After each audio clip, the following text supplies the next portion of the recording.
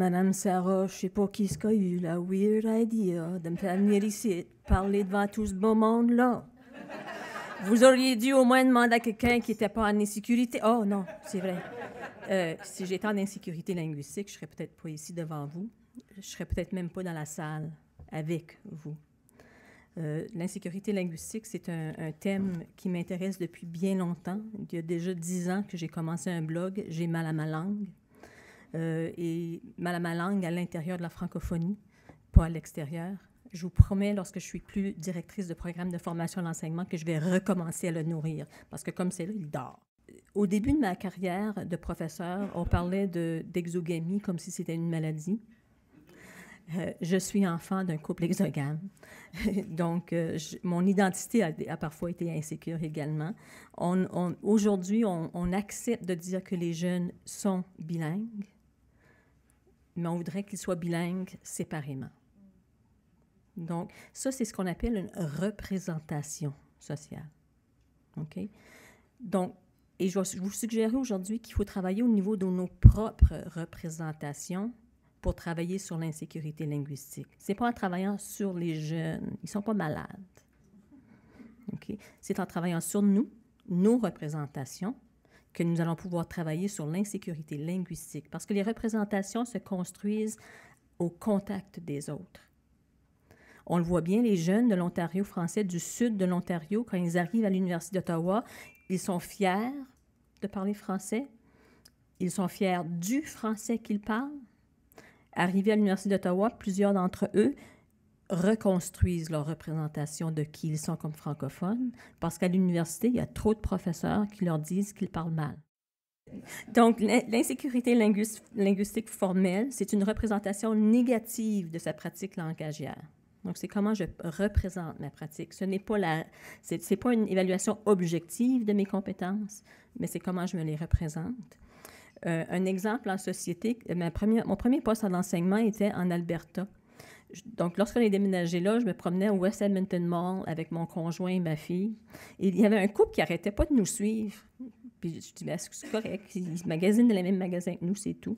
À un moment donné, je m'arrête devant je me souviens même pas, un objet dans un magasin, et je le regarde, c'était vraiment très beau.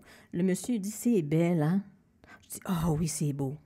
Le monsieur, il est venu blême, puis il est parti.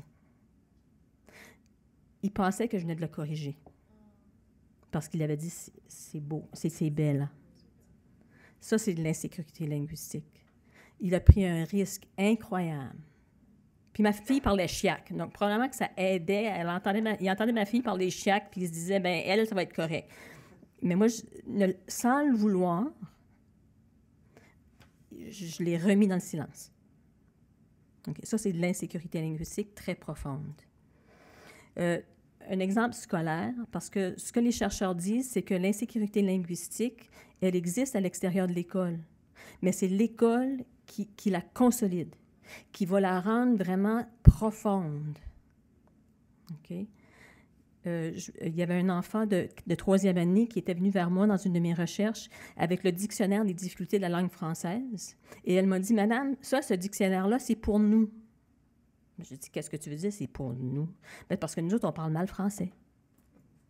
Ça aussi, c'est une représentation de sa langue.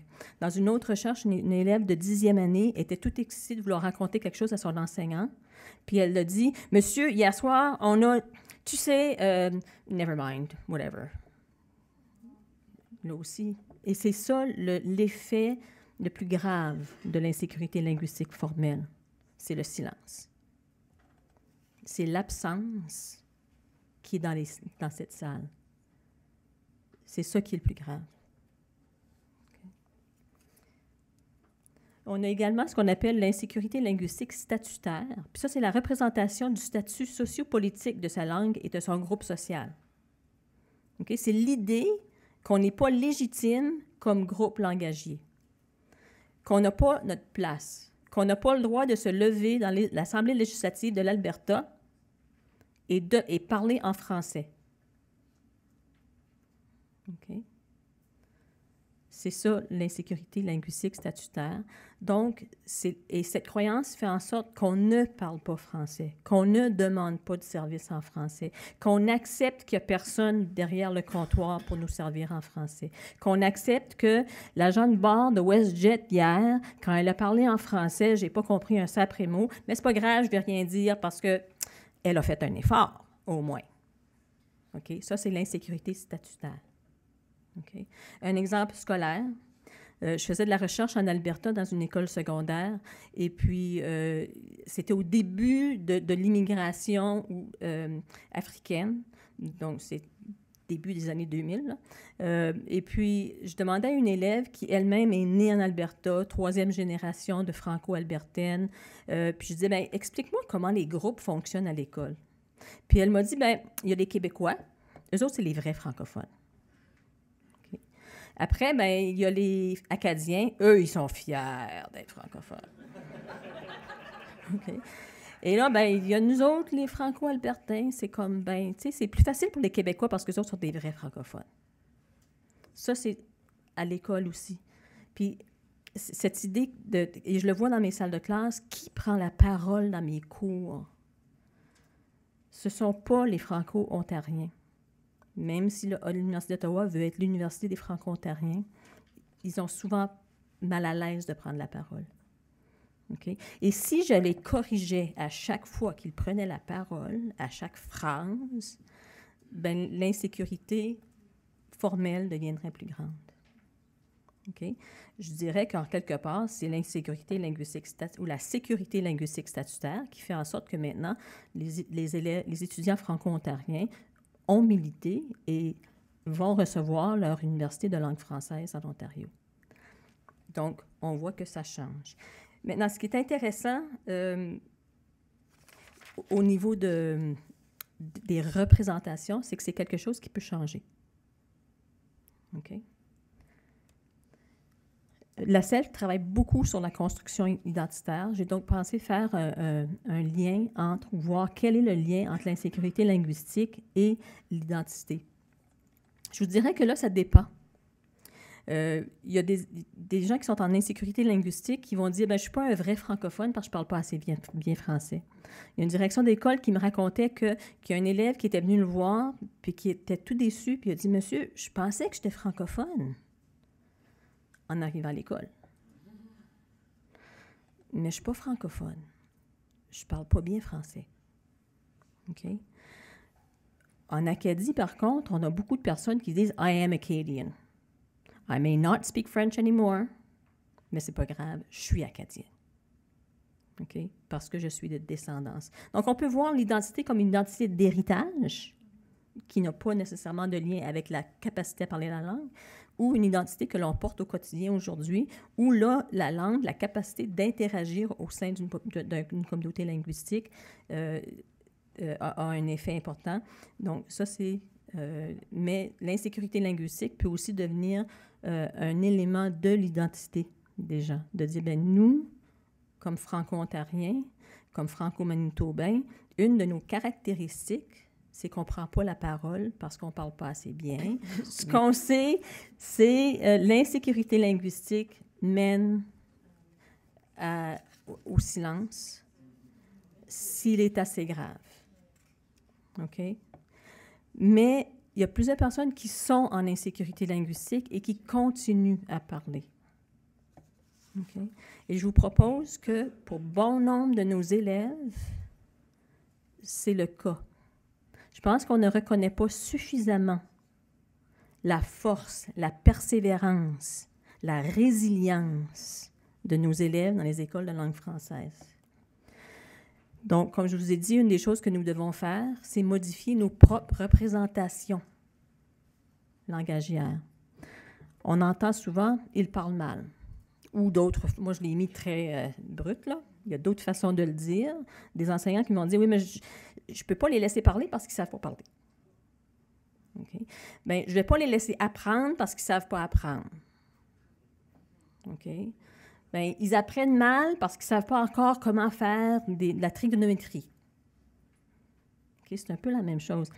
Je vous dirais, au contraire, d'autres représentations pour remplacer celle-là, c'est que les élèves sont bons, ils sont résilients.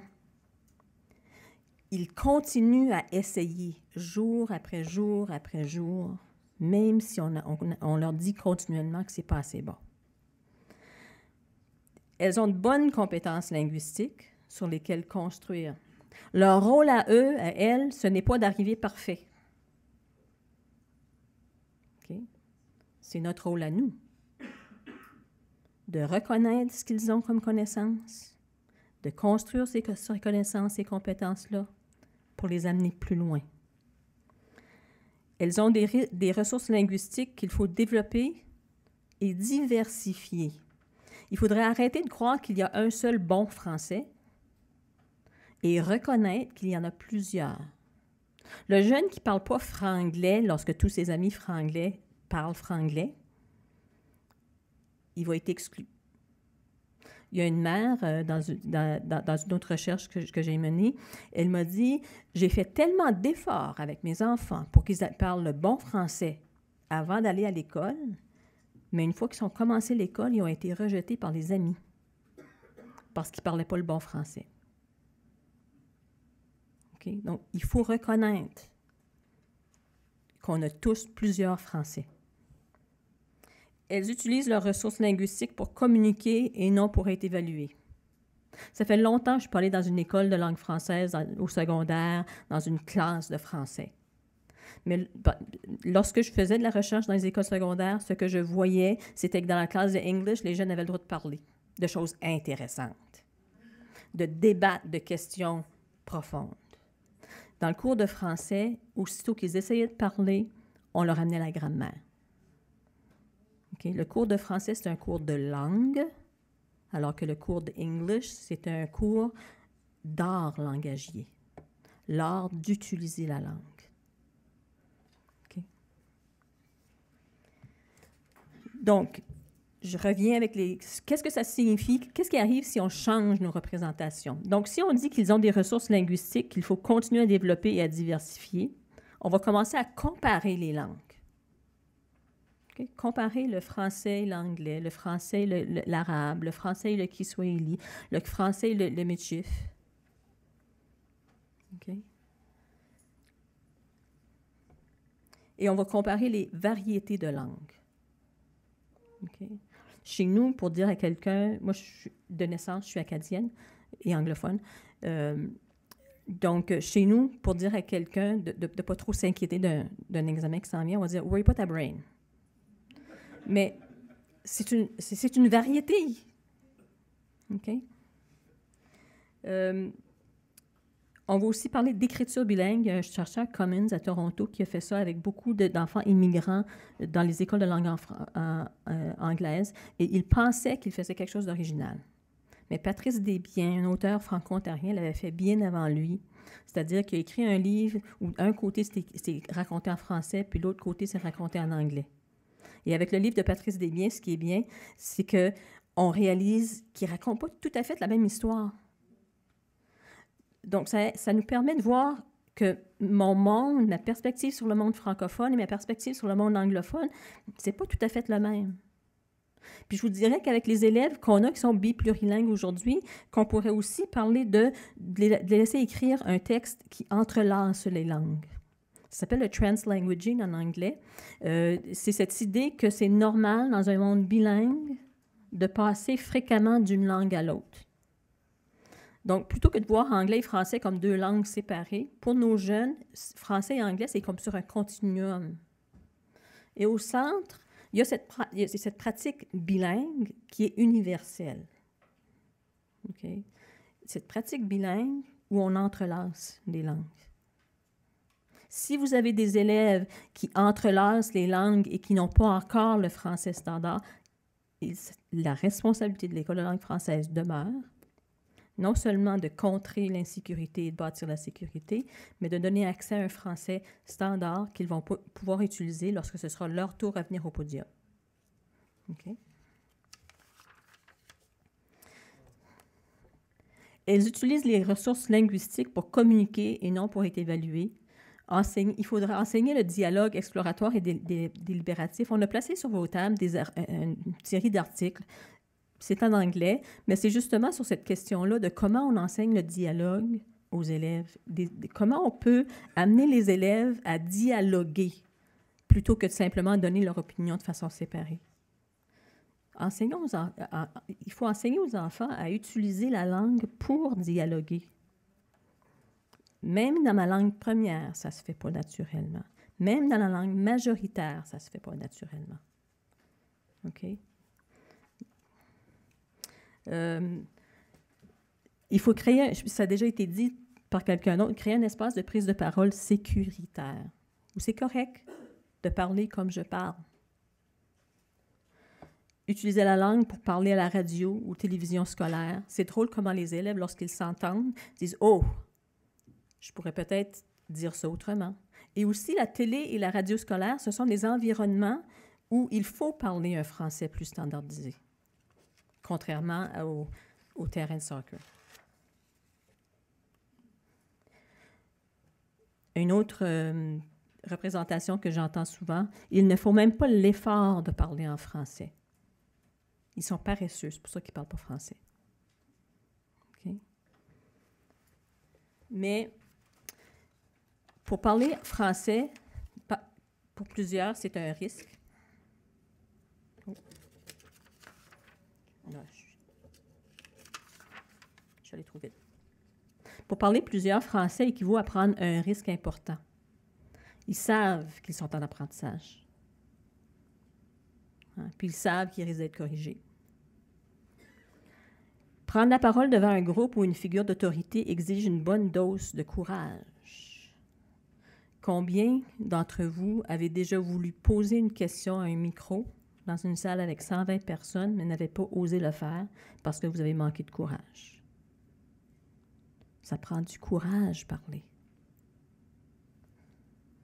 Parler en français lorsque tout se passe en anglais autour de soi, c'est très difficile. Si en plus, on se fait continuellement corriger, c'est encore plus difficile. Okay? Combien d'entre vous avez un conjoint ou une conjointe, un partenaire ou une partenaire anglophone? Okay. Si je posais la question dans une autre salle, ce serait la majorité. Mais c'est difficile, lorsque la vie familiale se passe en anglais, d'arriver par la suite et ne pas chercher ces mots. OK? Les enfants vivent ça au quotidien. Et non seulement ça, au secondaire, ils doivent décider s'ils vont être du côté de l'autorité ou du côté des amis, du côté de maman et papa qui veulent absolument que je parle en français tout le temps, ou à côté des amis chez qui c'est vraiment pas la langue de socialisation, mais on les oblige à prendre cette décision-là. Et on ne le reconnaît pas. Okay? Pour plusieurs, parler français équivaut à prendre un risque important. Encore l'espace de prise de parole. Il faudrait mettre l'accent sur le message des élèves. Entendons ce que les élèves disent. Okay? Arrêtons de corriger à tout bout de champ. Ils sont en apprentissage, ils ne sont pas en évaluation.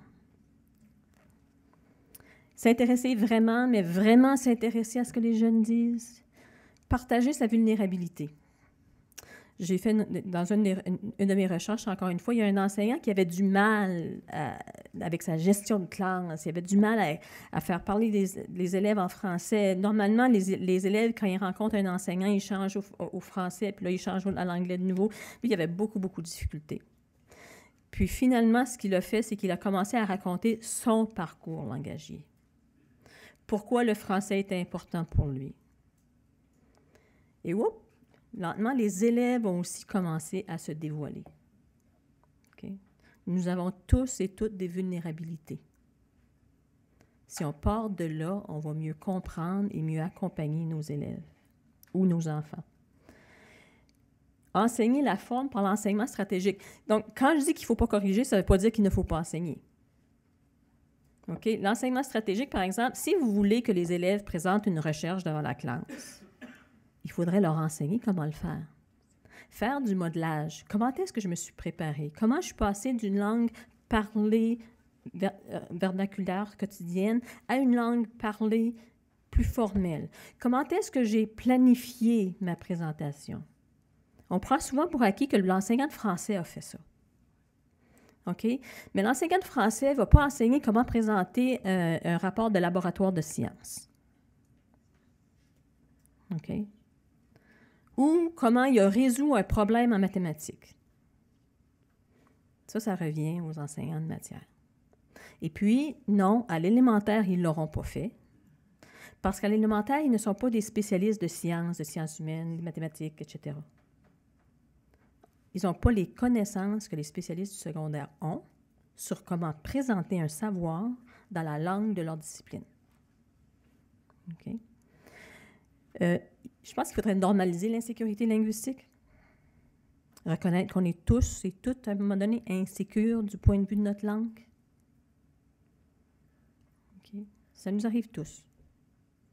Moi, quand j'ai fini mon secondaire, j'étais certaine que je ne savais pas écrire. C'est lorsque j'ai fait ma maîtrise que finalement j'ai compris que je sais écrire. Je ne sais pas orthographier, mais je sais communiquer à l'écrit. Mais c'est quand même, ça demeure encore aujourd'hui, avec mon doctorat, avec le fait que j'ai publié des articles et tout le reste, une insécurité pour moi. OK? Donc, ce qu'il a fallu que je fasse, c'est développer des stratégies de prise de risque en situation d'insécurité linguistique. Oui, tu es insécure. Qu'est-ce que tu vas en faire? Est-ce que tu vas accepter que ça t'arrête ou est-ce que tu vas développer des stratégies pour pouvoir prendre la parole quand même? Pour demander un service en français, même si tu sais que la personne de l'autre bord du comptoir va te regarder avec des gros yeux. Okay? Puis des fois, c'est correct de ne pas demander le service. Des fois, on est fatigué. Ça ne nous tente pas de nous battre. Il est très difficile de parler en français lorsque tout se passe en anglais autour de soi. Je pense ici, s'il y a des gens qui travaillent au niveau des ministères d'éducation, il faut apporter quelque chose dans les curriculums ou dans les plans d'études. Il faut inclure une attente générique sur les idéologies langagières ou sur le pouvoir des langues dans les plans d'études. Il faut que ce soit dans les plans d'études que les élèves vont apprendre pourquoi ils sont minoritaires, qu'est-ce que ça signifie être minoritaire et qu'est-ce qu'on peut en faire. OK? Actuellement, on a souvent des plans d'études qui ressemblent à des plans d'études d'un milieu majoritaire, sauf pour la question identitaire. Mais il y a des choses, des prises de conscience, il y a des stratégies à développer sur le plan oral, sur le plan de présentation de soi, qui ne sont dans aucun plan d'études dans les provinces, dans les pour les communautés francophones et acadiennes. Puis ça, c'en est un autre, un petit personnel, là. On peut s'arrêter de dire qu'on est hors Québec? Moi, je ne me définis pas par qui je ne suis pas. mais ça prend au niveau, au niveau des plans d'études. Il ne faut pas juste dire que ce sont les enseignants qui doivent. Si ce n'est pas dans le plan d'études, vous ne donnez pas le pouvoir aux enseignants, aux enseignantes de faire de manière légitime. Okay? Conscientiser les élèves aux enjeux de pouvoir qui font qu'il est difficile de maintenir une langue minoritaire. Est-ce qu'on peut commencer à enlever le sentiment de culpabilité des élèves? C'est pas facile de maintenir une langue minoritaire. C'est un choix quotidien. À moins que tu sois enseignante dans une école de langue française. Là, c'est facile parce que tu vis en français tous les jours. Développer des stratégies pour contrer l'effet de la minorisation. Enseigner plutôt que corriger, reconnaître le niveau d'effort nécessaire au maintien du français. Je pense qu'il y a ici une stratégie de reconnaissance qu'il faudrait développer. Reconnaître, plus que les élèves sont bilingues, mais reconnaître que ce qu'elles vivent comme locuteurs du français, c'est difficile. Si tu habites à Hearst, en Ontario, à Caraquet, au Nouveau-Brunswick, c'est une chose.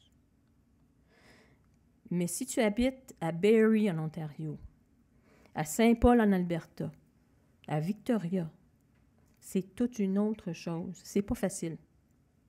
reconnaissons-le. Ils sont forts, nos élèves. Continuent pendant 12 années à persister dans leur apprentissage, dans leur tentative d'être francophones. Elles ne sont pas capables de dire une phrase en français sans emprunter de l'anglais.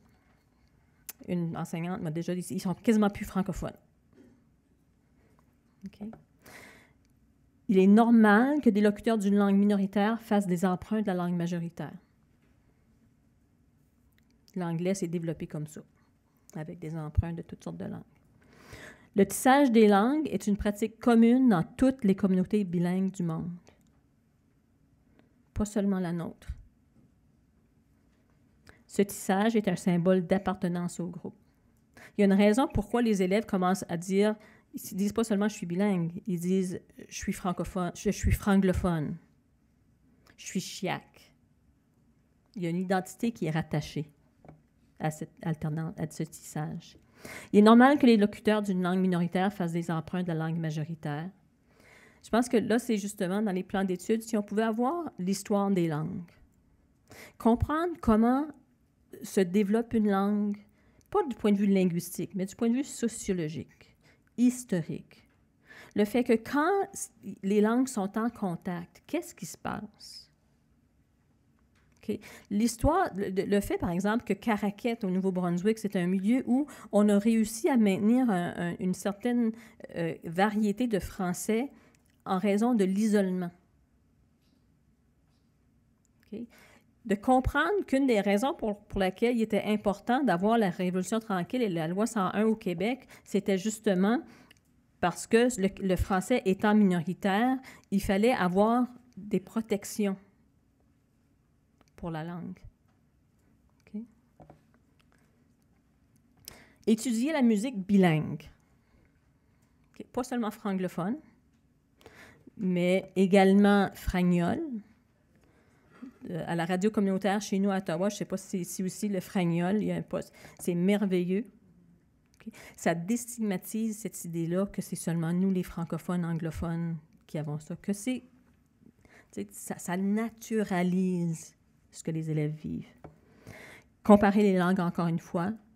Reconnaître que les langues sont en mouvement, même le français standard. Des fois, on traite le français standard comme si c'était un objet figé. Mais ce n'est pas un objet figé. Mais ce qu'il y a, c'est que les élèves, eux, ils n'ont pas le droit de le changer. L'Académie le change. L'Office de la langue française change la langue. Okay. Si on est en milieu majoritaire, les jeunes seraient responsables de la modification de la langue. Parce qu'eux amèneraient de l'originalité, comme c'est le cas pour l'anglais. Donc, encore une fois, normaliser l'insécurité linguistique. Le tissage des langues est une pratique commune dans toutes les communautés bilingues du monde. Là encore, étudier des textes d'auteurs qui entrelacent les langues. Okay. Et pas seulement pour un effet de style,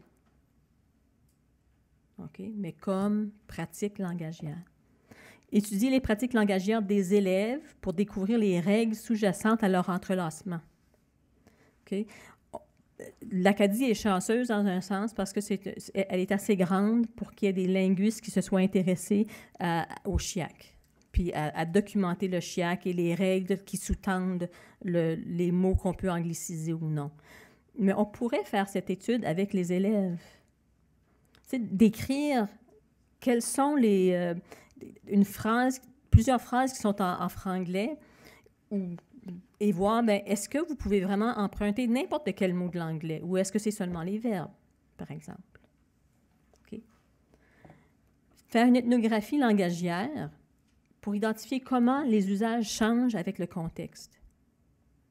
J'ai essayé ça dans un cours universitaire, puis une étudiante qui a dit « Moi, madame, je parle toujours le même français. » Ah oui. Tu vas t'enregistrer lorsque tu parles en classe à tes amis, lorsque tu fais une présentation orale et lorsque tu parles à tes parents. Tu dis « Oh, non, je ne parle pas du tout la même variété. C'est pas aussi différent que le franglais et le français standard, mais la variation est là. » Comparer les langues entrelacées. ça, l'idée vient d'une franco-ontarienne de Sudbury. Parce qu'elle chantait et je lui avais proposé, et elle avait tellement une belle voix, elle me faisait penser à Marie-Jo Thériault. Puis j'ai dit, tu devrais écouter Marie-Jo. Elle dit, non, c'est pas le même français. Ben oui, mais c'est du franglais? Non, c'est pas le même franglais. Ah, bon. Donc, de comparer le franglais d'une région à l'autre et de voir que... Tu commencer à explorer cette idée que la langue, ce qui est propre à la langue, c'est qu'elle varie, qu'elle n'est pas fixe. Étudier les emprunts afin de faciliter le passage au standard. On a fait une étude cette année à l'Université d'Ottawa. Pour entrer en éducation, les étudiants doivent passer une épreuve de compétences linguistiques. Et moi, demander à des étudiants de passer un test, une épreuve de compétences linguistiques où 80% des étudiants échouent. Ça va me mettre tellement contre ça me fait bobo. OK? Donc, j'ai dit, bon, OK, on va au moins analyser le type d'erreur pour qu'on puisse commencer à faire quelque chose de formatif plutôt que de sommatif. Et je me suis rendu compte que les personnes qui font la correction de l'épreuve enlèvent beaucoup de points pour les erreurs lexicaux. Et j'ai appris que j'utilisais mal le mot « définitivement ». Je pensais que « définitivement », c'était comme « bien entendu » ou un petit peu, tu sais, comme... Mais non, « définitivement », c'est pour toujours, toujours, toujours, toujours. C'est comme « oh ». Là, j'ai dit, peut-être que je ne le passerai pas, mon test. OK? Mais il faudrait les ressortir, ces mots-là. Les jeunes, j'ai déjà vu un texte d'élève que l'enseignante avait écrit, c'est pas du français. Mais tous les mots étaient en français. L'élève, c'est pas du français. Bien, comment ça, c'est pas du français? C'est du français, ça? Donc, mais il faudrait rendre explicite ces difficultés-là. Le tissage est un symbole d'appartenance au groupe, les franglophones. Puis ça, franglophones, c'est pas moi qui l'invente, hein? C'est dans des entrevues, il y a un groupe de jeunes qui se sont réclamés de l'identité francophone. OK? Chiac, bilingue, ainsi de suite. Il faudrait peut-être encourager l'entrelacement des langues comme langue de socialisation des jeunes. Et une langue d'apprentissage. C'est correct d'entrelacer les langues quand tu fais un labo de sciences. Quand tu présentes tes résultats, c'est autre chose. C'est un autre contexte. D'accord? Encourager les jeux bilingues. Si vous êtes vous-même bilingue, vous le faites déjà. Quand je vais au centre d'achat et que je vois que Clarence est annoncé partout, je me dis, mais qu'est-ce qui a encore fait de mal, Clarence? C'est clearance. OK? Mais les jeunes aiment les jeux qu'ils jouent avec la langue. Ils sont bilingues, plurilingues. Développons cette habileté d'utiliser ses forces. Valoriser l'entrelacement des langues comme vecteur d'apprentissage scolaire et le standard comme langue écrite et de performance professionnelle ou formelle. OK? Ce n'est qu'en valorisant ce qu'ils ont qu'ils vont être ouverts à apprendre ce qu'on veut leur donner. OK? Ils ont quelque chose. Ce ne sont pas des cruches langagières vides. Ils ont quelque chose. Ils ont des compétences langagières.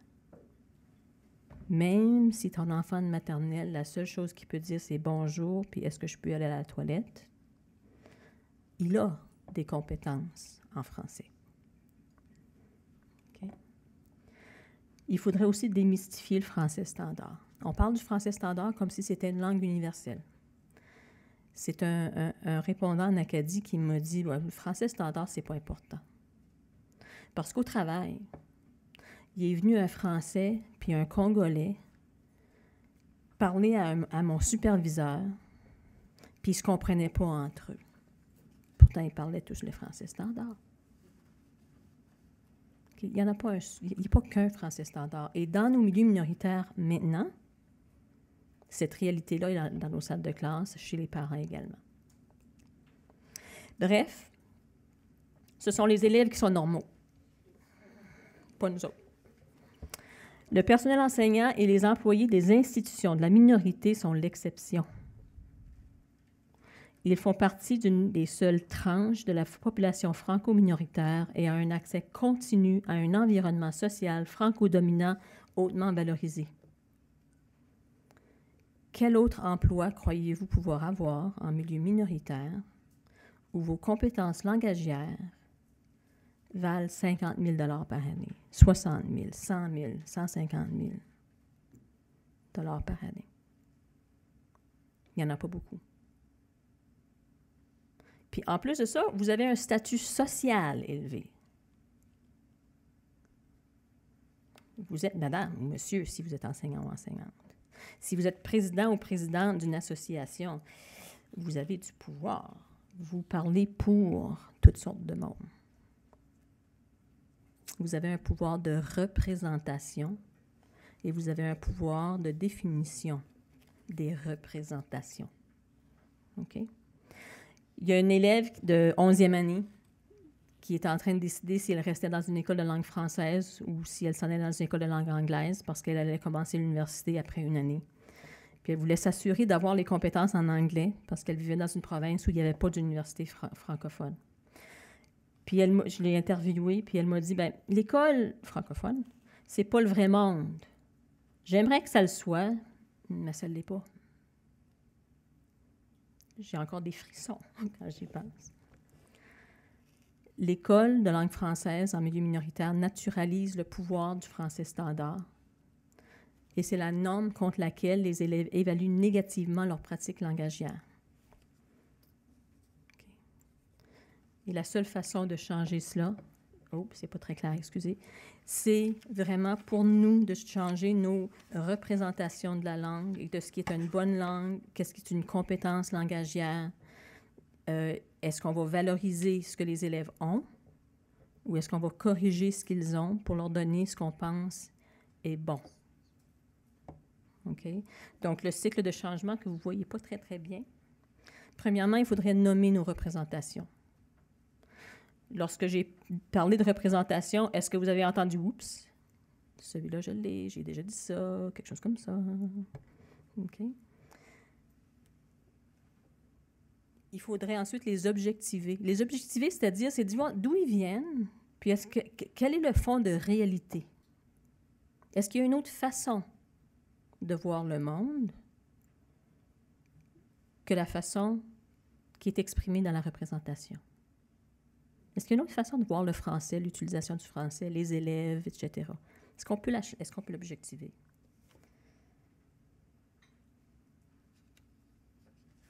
Ensuite, j'avais lu une journée, c'est comme comment savoir ce que je dois changer.